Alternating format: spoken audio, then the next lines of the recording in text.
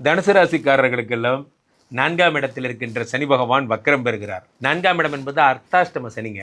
உங்களுக்கு தேவையில்லாத பிரச்சனை கொடுத்துட்டே இருந்தாங்க.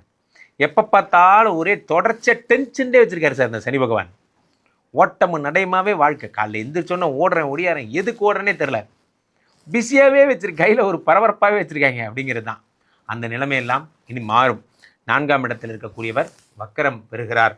அவர் 2 கூடிய தனாதிபதி என்பதால் பணம் எப்படி வரும்னு உங்களுக்கே தெரியாது. அந்த மாதிரி வரும். பல விஷயங்களில் இன்வெஸ்ட் பண்ணியிருப்பீங்க, இன்வெஸ்ட் பண்ணதெல்லாம் உங்களுக்கு ரிட்டர்ன் வரும். பல விஷயங்களில் நீங்கள் யோசிச்சிருப்பீங்க, யோசிச்சதெல்லாம் உங்களுக்கு நினைவாக நடக்கும். பல கனவுகள் நினைவாக போகுது. நல்லா படிக்க போகிறீங்க.